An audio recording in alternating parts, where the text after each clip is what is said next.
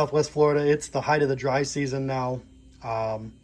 Maybe your pump's not moving as much water as it used to. Maybe you've got air bubbles coming out of your jets. This is a quick, free, do-it-yourself diagnosis. Kind of some of the tricks that guys in the field would use. Hopefully this helps you.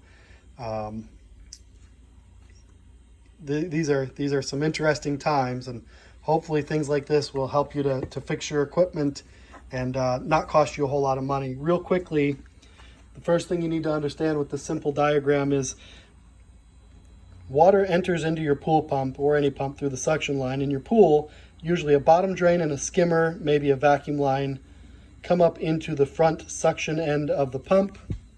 This is the suction. This is where it draws from, the front of your pump. Through the pump into a filter, out of the filter, through pipe, back to the pool. Now, there are exceptions to every rule, but we're going to look at the major causes for air and slow water flow in your pump. The very first thing that we need to accept is that everything happens underwater through supposedly sealed pipe into a sealed pump, through a sealed filter, back out through sealed pipe, back underwater. Unless there's a crack in the suction, some sort of a leak, it's impossible for air to get into the pump. It's impossible for air to get into the system unless there is some sort of leak in the system. So you won't see water leaking out. It's pulling, it's sucking. You're not going to see drips. People often say, well, I don't see this fitting dripping. You wouldn't see it dripping. Most circumstances, you wouldn't see it dripping. Up to this point right here, it's all suction. Up to this point right here, it's all suction. After that, it's discharge. There are exceptions, but let's start with the usual suspect, and that's the lid. The lid can be cracked. The lid O-ring could be damaged. You look at your lid and you say, oh, it looks fine to me. Until you hold it up to the light, oftentimes the cracks aren't apparent, but as soon as you hold that guy up to the light, you can see this lid is absolutely cracked and damaged. And once you know what you're looking for, you can kind of see it, but until you really identify it, they don't jump out at you. The other thing that causes suction leaks is this O-ring here. If the O-ring is chapped or cracked, if you rub your finger across it and it creates a black smudge, if it's flat, these should be round. If it's flat, air could be sneaking by this O-ring getting into your pump. This is a $6 fix usually. We have these lids in the shop used from $10, $15 new. They're, go up to about $30. This is a cheap way that you can fix your problem yourself. The other thing to look for is the drain plug. And every pump has drain plugs. Drain plug O-rings, again, can become chapped and cracked. As you can see in this O-ring here, this is dried out. $1 for this O-ring. $1, unscrew the O-ring, put some new Teflon tape on, screw it back in. The other thing is they can become tapered. The threads of your drain plug should not be tapered. If they're tapered, it's time for a new one, or at least use silicone. Now, if you've gone through and you've checked those and you're still having problems, oftentimes the next usual suspect is this guy here. This pipe that went into this fitting, if your pump has been allowed to overheat, the water has boiled and turned to steam, what can happen is the threads of this pipe can become tapered. Can you see that?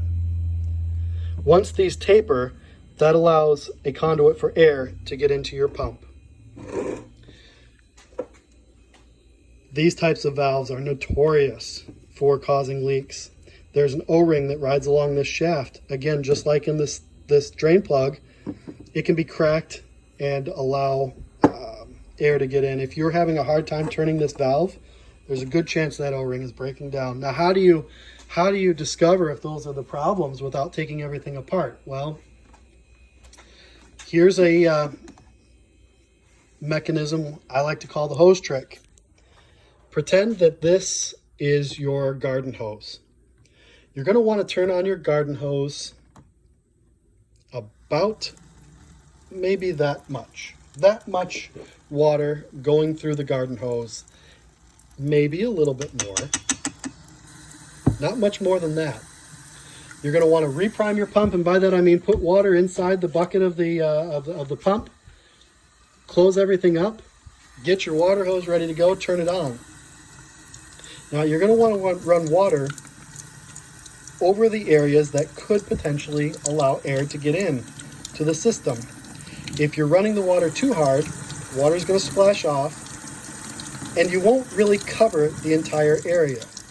So you want a steady, gentle stream so that water falls all the way around the fitting. And you're going to look at every suction fitting. See, you want water to gently fall around the whole thing. What you're going to do is basically imagine a straw in a cup of water. I'm not the greatest artist. And if that straw had a hole in it above the water line, and you tried to suck water out of that cup out of that cup there through the straw, you're going to get more air, because air is less viscous than water, than you will water. However, if you turned that straw upside down and the hole was now underwater, water is going to come in through the hole, it's going to come in through the original orifice there, and it's going to be as if there were no leaks, air leaks at all. The other thing you could try and imagine is like a milkshake. Milkshakes are so viscous, right? If you had a hole in the straw, you're only going to get air, you're not going to get any milkshake. Similar is this concept. So hopefully that helps. The other thing I just want to make mention of real quickly is if you do have these T-handled valves, consider, and you find that those are the cause of your issue, consider replacing them with a much more expensive valve like this. This is about a $12 to a $20 valve.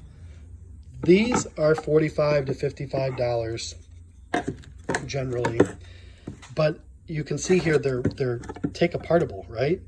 Everything is replaceable. You can replace the guts, you can change the O-rings. It pays for itself over the years. Hopefully you found that helpful. If that was helpful to you, or if you need more help, always please feel free to call us 239-574-4499. We're here Monday through Friday now. You can check our website, pumpspluscapecoral.com, for updates. We're here to help. We give free advice, and we do fix just about any and everything. Thanks for watching.